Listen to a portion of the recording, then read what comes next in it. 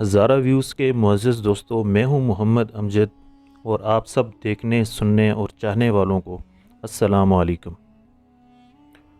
دوستو، آج سے ہم نے آپ کے لیے دلچسپ اور حیرت انگیز معلومات سے بھرپور ایک ایسا سلسلہ شروع کرنے کا ارادہ کیا ہے جو بیٹھے بٹھائے چند منٹوں میں آپ کی معلومات اور علم میں ایسا اضافہ کرنے میں مددگار ثابت ہوگا جو اس سے پہلے زمانوں کے سفر کی دھول میں کہیں ہم سب کی آنکھوں سے دھندلا گیا تھا۔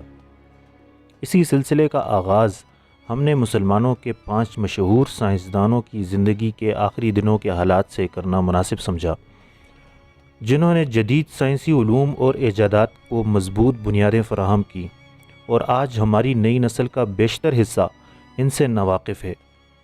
دوستو، دور حاضر کا انسان سہولیات اور آسائشوں کا خطرناک حد تک عادی ہو چکا ہے۔ ہزاروں میل دور بیٹھے افراد سے رابطہ کر سکتا ہے، مہینوں، سالوں اور دنوں کا سفر صرف چند گھنٹوں میں طے کرنے کی صلاحیت حاصل کر چکا ہے، جو سائنس کی ترقی کا منہ بولتا ثبوت ہے۔ اور سائنس کی اس ترقی کا یہ مشکل ترین سفر طے کرنے میں کئی سائنسدانوں نے اپنی قیمتی زندگیاں وقف کر دیں، بلکہ بہت ساروں نے تو اذیتناک موت کا سامنا بھی کیا۔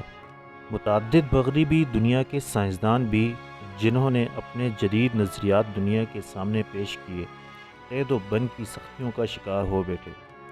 مسلم دنیا کے سائنسدانوں نے بھی اپنے علم جدید، نظریات اور تحقیقات کی بہت بھاری قیمت ادا کی ہے۔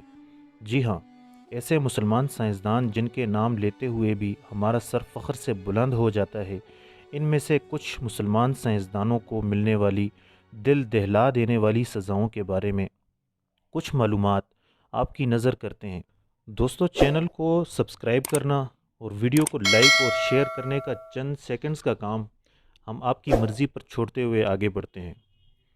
نمبر 5، ابن رشد مسلمانوں کی تاریخ کا وہ عظیم سائنسدان ہے جن کی تحقیقات اور تعلیمات سے رہنمائی لے کر یورپ کے جدید فلسفے کی بنیاد رکھی گئی۔ ابن رشد 12ویں صدی عیسوی کے مشہور ماہر فلکیات، ریاضی دان، فلسفی اور انتہائی مہارت کے حامل طبیب تھے۔ اتنی خصوصیات اپنے دل و دماغ میں سمیٹے اس عظیم مسلمان سائنسدان کے ساتھ اچھا سلوک بالکل بھی نہیں کیا گیا۔ 12ویں صدی عیسوی کے آخری ادوار میں حاکم ابو یوسف نے قرطبہ کا اقتدار سنبھالا تو ابن رشد کے فلسفے کی وجہ سے ان کے ساتھ اختلافات پیدا کر بیٹھا، اور اسی عناد میں ابن رشد کو ذہنی اور جسمانی اذیتوں میں مبتلا کیا۔ دوستو، اس نے ابن رشد کی تمام زندگی کی محنت اور قربانیوں کا نچوڑ اس کی کتابوں کو ماں سوائے چند ایک کے نظریاتش کر دیا اور جدید علوم کا ایک نادر و نایاب خزانہ خاکستر کر ڈالا۔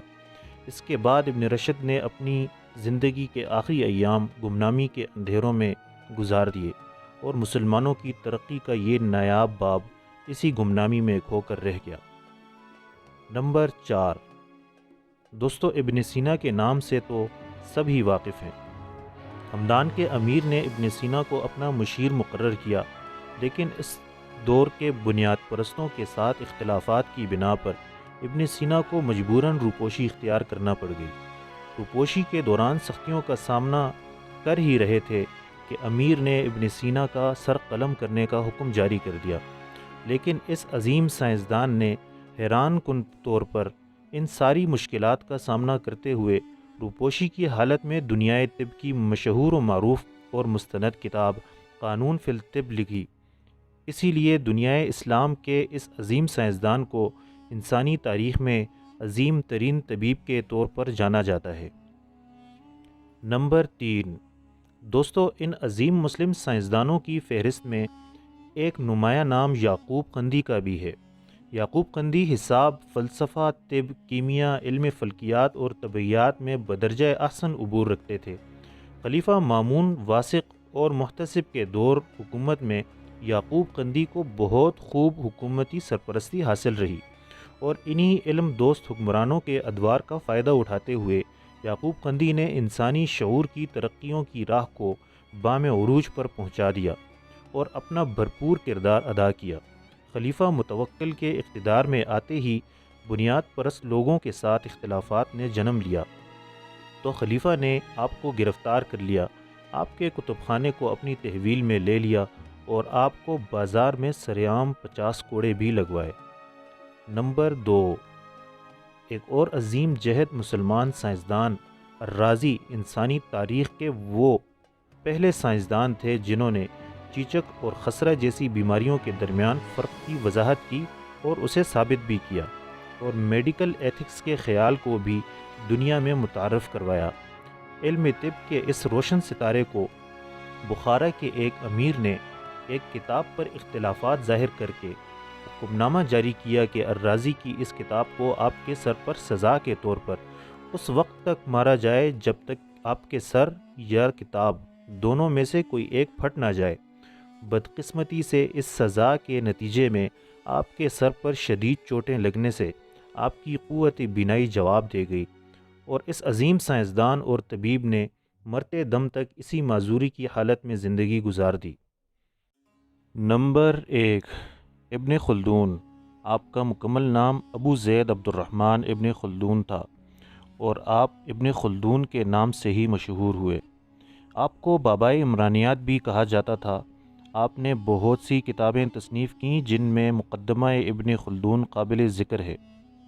آپ وہ پہلے آدمی ہیں جنہوں نے معاشرتی مطالعہ کو ایک مستقل علم قرار دیا۔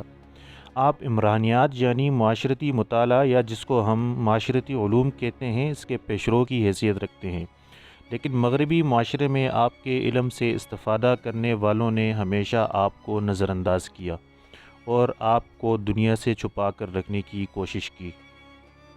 آپ کو علم تاریخ کا بانی مانا جاتا ہے۔ تاریخ کے اوراق سے پتہ چلتا ہے کہ اسلامی دنیا کے 19ویں صدی تک پوشیدہ رہنے والے اس عظیم سائنسدان نے انتہائی قسم پرسی اور سخت ترین مخالفتوں اور حالات کے باوجود علم تاریخ کو انسانی تاریخ میں وہ مقام بخشا کہ جس کی مثال رہتی دنیا تک قائم رہے گی۔ آپ کی زندگی کے آخری ایام آج بھی ایک مہمہ بنے ہوئے ہیں۔ دوستو، آج ہم جن سہولتوں اور آسائشوں سے مستفید ہو رہے ہیں، ان سب کو ہم تک پہنچانے کے لیے بہت سے سائنسدانوں، دانشوروں اور مفکرین نے لازوال اور بے مثال قربانیاں دی ہیں۔ اگر آپ کو ہمارا یہ سلسلہ پسند آئے تو ہمیں کمنٹ میں ضرور آگاہ کیجیے گا۔ اللہ رب العزت سے دعا ہے کہ مسلمانوں کو ایک بار پھر ایسا عروج عطا فرمائیں جس کی خواہش ہر مسلمان کے دل میں ہے۔ آمین۔ دعاؤں کے ساتھ اپنا بہت سارا خیال رکھیے گا۔ اللہ حافظ۔